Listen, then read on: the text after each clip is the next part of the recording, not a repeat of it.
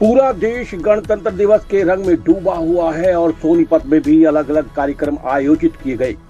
सोनीपत जिला स्तरीय गणतंत्र दिवस समारोह पुलिस ग्राउंड में बड़ी धूमधाम से मनाया गया, जिसमें हरियाणा सरकार में कैबिनेट मंत्री कृष्ण बेदी ने ध्वज फहराया और उन्होंने अपने अभिभाषण में कहा कि 76वें गणतंत्र दिवस के पावन पर्व पर मैं आप सभी को हार्दिक बधाई और शुभकामनाएं देता हूं।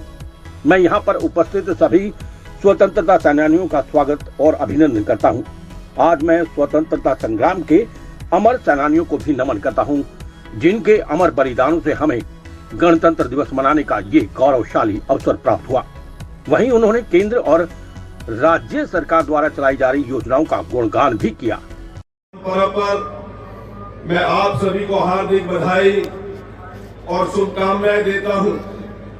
मैं यहां पर उपस्थित सभी स्वतंत्रता सेनानियों का स्वागत है और अभिनंदन करता हूं। आज मैं स्वतंत्रता संग्राम के अमर सेनानियों को भी नमन करता हूं, जिनके अमर बलिदानों से हमें गणतंत्र दिवस मनाने का यह गौरवशाली अवसर प्राप्त हुआ है। 75 वर्ष पहले सन 1950 में आज ही के दिन हमारा संविधान लागू हुआ था। इस संविधान के कारण हम सभी को न्याय, समान न्याय, स्वतंत्रता और समानता का अधिकार मिला। आज इस अवसर पर मैं बाबा साहेब भीमराव अम्बेडकर सहित संविधान सभा के तमाम सदस्यों को नमन करता हूं, जिनकी बदौलत ही भारत आज विश्व का सबसे बड़ा लोकतंत्र व गणराज्य देश कहलाता है। आज हम संविधान में दिए गए जिन हकों का इस्तेमाल कर रहे हैं वे डॉक्टर अम्बेडकर जी की ही देन है। वोट देने का जो अधिकार आज देश में किसी अमीर को है, वही अधिकार एक गरीब व्यक्ति को भी है। हमारे संविधान में समाज के कमजोर वर्गों, पिछड़े लोगों, अनुसूचित जाति के लोगों के उत्थान के लिए जो व्यवस्थाएं की है वह भी बाबा साहब की देन है। उन्होंने भारत के संविधान का मसौदा तैयार करते समय ऐसे भारत की कल्पना की थी जहां सभी लोग खुश हो, सभी को इंसाफ मिले और सभी को बराबर के हक मिले। यह हमारे लिए सौभाग्य की बात है कि आज हम भारत के संविधान का 76वां गणतंत्र महोत्सव मना रहे हैं।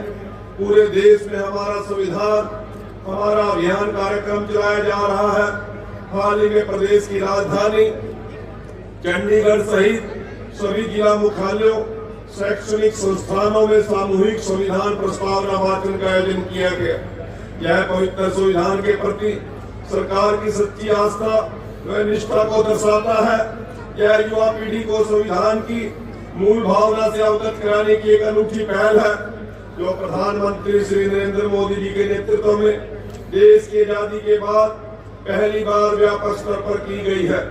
आज का यह ऐतिहासिक दिन देशवासियों को एक मजबूत राष्ट्र के रूप में आगे बढ़ने के लिए साहस और प्रेरणा देता है। इस दिन हम उन महापुरुषों को भी याद करते हैं जिन्होंने भारत को स्वतंत्रता दिलाने में और भारतीय संविधान को लागू करने में महत्वपूर्ण भूमिका निभाई। देश को आजादी दिलाने के लिए राष्ट्रपिता महात्मा गांधी, नेताजी सुभाष चंद्र बोस, लाला लाजपत राय, सरदार वल्लभ भाई पटेल, डॉक्टर राजेंद्र प्रसाद, पंडित दीनदयाल उपाध्याय जैसे महापुरुषों स्वतंत्रता सेनानियों ने कड़ा संघर्ष किया। शहीद भगत सिंह, राजगुरु सुखदेव, चंद्रशेखर आजाद और उधम सिंह जैसे क्रांतिकारियों के बलिदानों के कारण ही आज हम खुली हवा में सांस ले रहे हैं। हमारे महान स्वतंत्रता सेनानियों ने भारत में पूर्ण स्वराज के लिए लंबे समय तक संघर्ष किया है।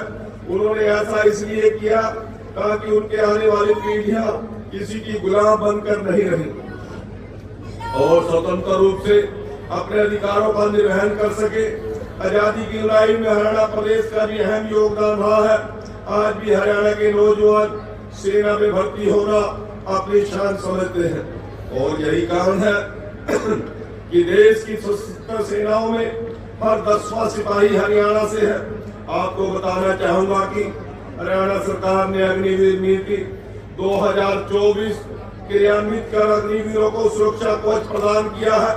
भाइयों बहनों, सुशासन से सेवा के संकल्प के साथ जन सेवा का दायित्व संभालने वाली वर्तमान सरकार ने प्रधानमंत्री श्री नरेंद्र मोदी जी के सबका साथ सबका विकास और हरियाणा एक हरियाणवी एक के मूल मंत्र पर चलते हुए समस्त हरियाणा और प्रत्येक हरियाणी की तरक्की और उत्थान के लिए निरंतर कार्य किया है।